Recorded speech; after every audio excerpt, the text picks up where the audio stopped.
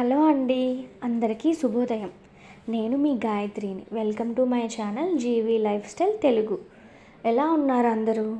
ఏం చేస్తున్నారు? ఇవాళ హాలిడే కదా పిల్లలకి. మీరు కూడా నాలాగే లేట్గా లేచారా? నేనైతే లేచేసరికి 6:30 అయిందండి. ఇవాళైనా కొద్దిగా రెస్ట్ తీసుకుందామని లేట్గానే లేచాను కావాలనే.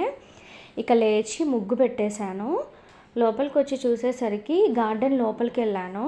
ఇదే మా ఎకరం గార్డెన్ అండి. దీంట్లోనే అన్ని మొక్కలు పెట్టేసి ఉంటాను నేను. ఉన్న స్థలాన్ని వాడుకోవడమే తప్పదు ఇంకా మనకి. బాగా మొత్తం సెకండ్ కాపు కూడా స్టార్ట్ అయిపోయింది. చూడండి ఎంత బాగా వచ్చేస్తున్నాయో. ఈసారి మొత్తం ఫుల్గా పట్టేస్తున్నాయి. చూడాలి ఎంతవరకు వస్తాయో, ఎంతవరకు పడిపోతాయనని. ఇక బయటకు వచ్చి ఈ ఎండు కొమ్మలన్నింటినీ తుంచేద్దామని అనుకున్నాను. బట్ ఈ ఎండను చూసి ఇక మనం ఇక్కడ ఉండకూడదు, పారిపోవాలి ఇంట్లోకనని అనుకుంటూ ఉన్నాను. మామిడి చెట్టు బాగానే ఎదిగిందండి. ఇది 1.5 year అయింది మేము వేసి. ఇక ఇది కూడా బాగానే మొగ్గలు పెట్టుకుంటూ వస్తుంది. ఇది చాలా బాగుంటుంది థిక్గా. ఇది చూసారా, పత్తి మందారం అండి. చాలా రోజులకి వచ్చింది.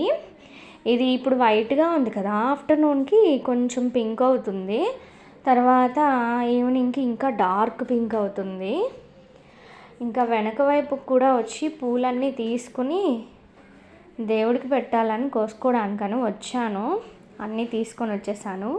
చూడండి ఎంత బాగుందో అసలు. చాలామంది ఈ క్రీమ్ని వైట్నింగ్ క్రీమ్ అని, నెక్ డార్క్నెస్ పోతుందనని, మూతి చుట్టూ నలుపు పోతుందని వాడుతున్నారు.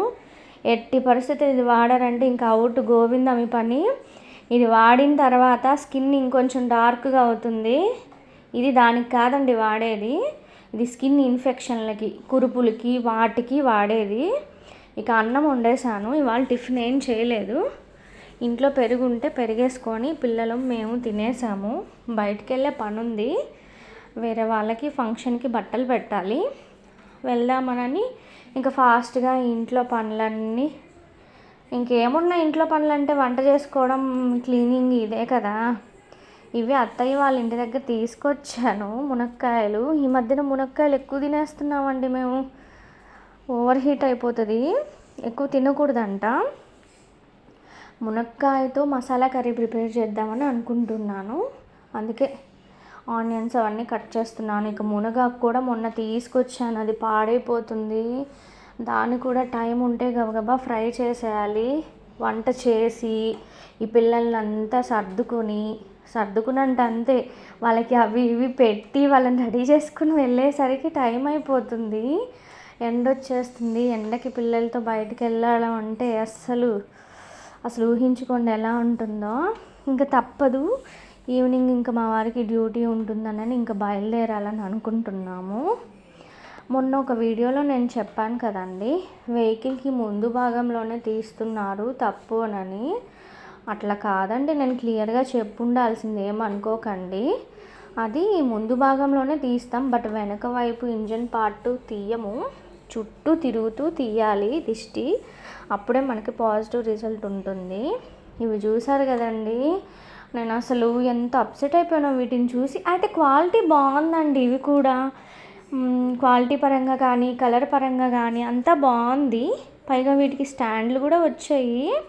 నా దగ్గర ఇలాంటివి ఇంకొకటి ఉండిందండి, బట్ నేను ఇవి మీషోలో పెట్టలేదు. నేను పెట్టింది ఇవి, కానీ నాకు వచ్చింది అవి. రిటర్న్ పెట్టేసేయాలండి. ఇంకా బయలుదేరాము. ఈ చెట్లు చూడండి, ఎక్కడ పట్టిన చెట్లు. బాగా డెవలప్ అయిపోయిందిలేండి నెల్లూరు. ఈ ఎండ అప్పటికే 11 అయిపోయింది, 11:30 అయిపోయింది మేము బయలుదేరేసరికి. ఎక్కడికి వచ్చేసానో మీకు ఇంకా చెప్పనక్కర్లేదు, చూసేసేది కదా. పాపకి బట్టలు తీసుకుందామని వచ్చాను. నేను కూడా అట్లాగే బట్టలు తీసుకుందామని చూస్తున్నాను. ఏంటో అండి, సడన్గా ఎండలో నుంచి ఏసీ రూమ్లోకి వచ్చినట్టుగా ఎంత హాయిగా ఉందో ప్రాణానికి. ఇక్కడే ఉండిపోదాం అన్నట్టుగా ఉంది. ఇక బట్టలు తీసుకున్నాను. ఇక్కడైతే 1+1 ఆఫర్లు అట్లా ఉన్నాయి. నాకు కార్డ్ సెట్స్ అంటే చాలా ఇష్టం అండి. సింపుల్గా బాగుంటాయి, కాలర్ టైప్లో ఉండేటివి ఎక్కువ లైక్ చేస్తాను నేను కూడా ఒక 5 డ్రెస్సెస్ తీసుకున్నాను. 3 piece సెట్స్, ఒక 2 piece సెట్స్ 2 తీసుకున్నాను. ఆఫర్స్ ఉన్న టైంలోనే తీసుకోవడం బెటరు.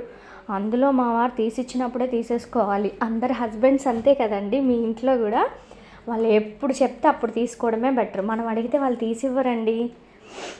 ఇంకేంటండి, సమ్మర్లో కాటన్వే ఎక్కువ ప్రిఫర్ చేయండి. సిల్క్, ఈ లెనిన్ ఇవన్నీ వద్దు.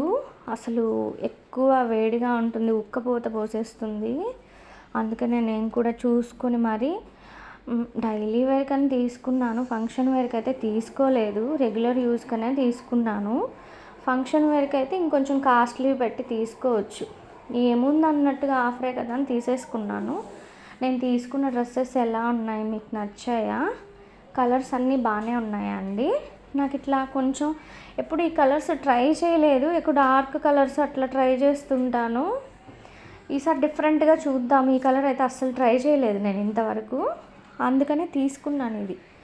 గొంతు కూడా అసలు మాట్లాడే ఓపిక లేదండి, గరుకుగా అయిపోతుంది. ఇవి తెలియదంటండి చాలామందికి, ఖాళీ డొప్పలు చూపిస్తున్నాను అని అనుకోకండి. వీటి పేరు చెప్పండి నాకు కామెంట్లో. ఇక పడుకొని మధ్యాహ్నం వచ్చి రెస్ట్ తీసుకున్నాము.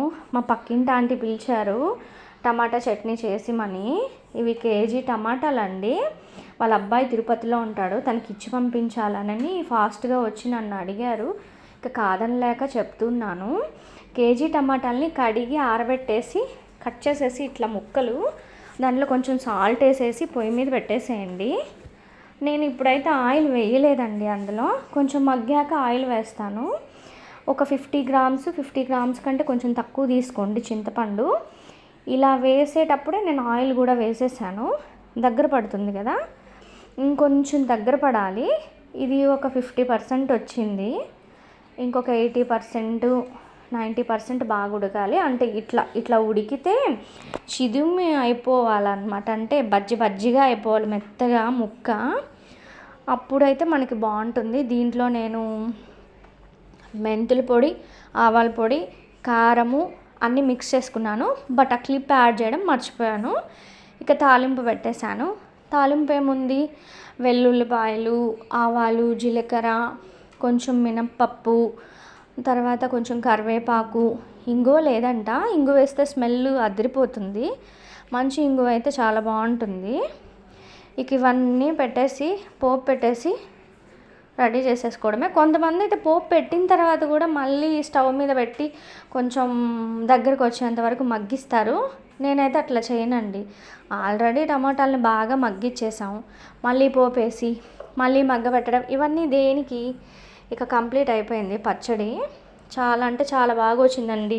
ఇదైతే నేను కాన్ఫిడెంట్గా చెప్తాను, చాలా అంటే చాలా బాగా చేస్తాను. అందుకే మా పక్కన ఆంటీ కూడా పిలుచుకెళ్ళి మరీ చేయించుకున్నారు.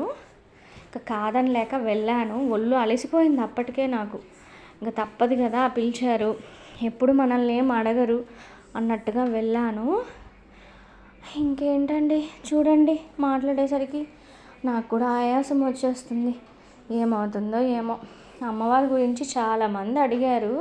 ఇది నేను రెంట్ హౌస్లో ఉన్నప్పుడు చేసుకున్నానండి. ఇట్లా ఇంత ఆడంబరంగా చేసుకోమని నేనైతే చెప్పను. మనకున్న దాంట్లో భక్తిగా శ్రద్ధగా చేసుకోవాలి అంతే తప్పితే ఇట్లా ఆడంబరంగా చేసుకొని నేను ఎప్పుడూ చెప్పను. ఇట్లా 2 times చేసుకున్నాక మనస్ఫూర్తిగా కోరుకున్నాను ఇంకోసారి చేసుకునే టైంకి సొంత ఇంట్లో ఉండాలని. ఆమె దయ వల్ల ఇదిగోండి, ఇది ఓన్ హౌస్లో చేసుకున్నాను. ఏదైనా భగవంతుడి దయ ఉంటే ఏదైనా సాధించేయచ్చండి. మనుషులు నమ్ముకోవడం కంటే దేవుణ్ణి నమ్ముకోవడం మేలు. చాలా విషయాల్లో మాకు ఇది ప్రూవ్ అయింది. బాయ్ అండి.